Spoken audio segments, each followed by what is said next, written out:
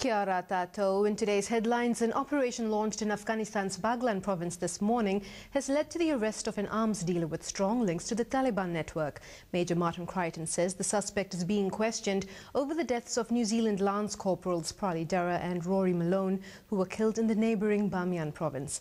Dr. Jim Veach from Massey University commended the Defence Force for not launching a revenge attack. It's a very good illustration to the Afghani police and army of how we might go about situations like this. And I think it puts us in a pretty good light. But you don't very often get successes like this. The last 6-month rotation of Kiwi troops to serve in Afghanistan leaves tomorrow. The final contingent to be deployed is from the 2nd 1st Infantry Battalion, ahead of New Zealand's PRT withdrawal from Bamiyan province next April. Solid Energy has announced an extreme restructure which will see nearly 500 jobs go across the company. It's proposing its Spring Creek mine near Greymouth be put into care and maintenance, with staff numbers to be reduced from 254 to around 32. West Coast-based MP Damien O'Connor shared his reaction. This is a huge blow to the Greymouth community. We're still trying to recover from, the Pike River. In fact, it's still a long way to go, and now we're getting really kicked again. And total workforce numbers at the Huntley East mine will drop from 234 to 171, with normal production reducing to 5 days a week. The Education Minister is unfazed about national standards data being used to create league tables. On Friday, Hekia Parata released average scores for primary level reading, writing and maths, which media converted into tables comparing school performance. Many principals disapprove, but Ms. Parata says society uses a variety of league tables, most recently for Olympic medal tallies.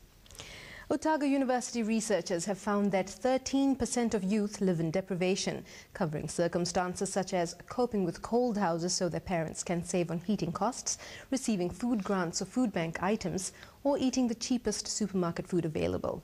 Dr. Fiona Imlak Gunasakera wants to see a Minister for Children appointed.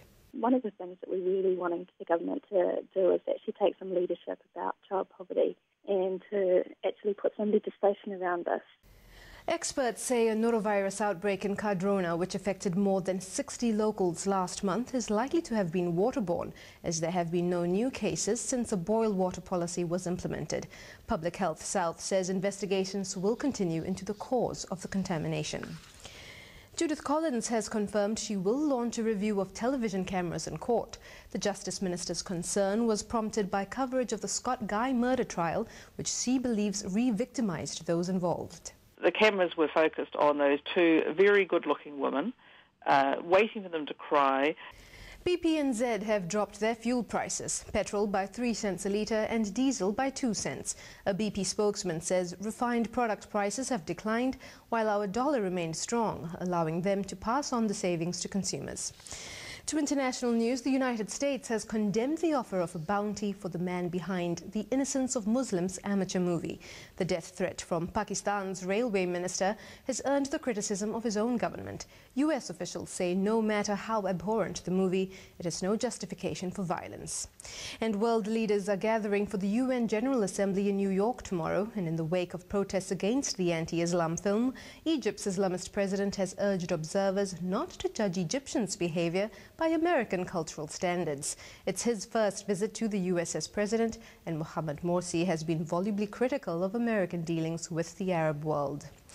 And before we go, some good news for Christchurch. The construction of the city's Cardboard Cathedral is gaining momentum with the laying of the building's foundation in Latimer Square. Trucks began pouring concrete at 4:30 a.m. and finished at around noon. The next stage will see the steel frame erected before massive cardboard tubes are set in place. And finally, the New Zealand edition of Lonely Planet has put a Christchurch suburb on the map and on top of the world. Addington has been singled out as a hotspot, not least in tribute to locals' resilience in the wake of disaster. The Auckland Art Gallery has also been honoured as a top 12 Kiwi attraction, says proud director Chris Sains.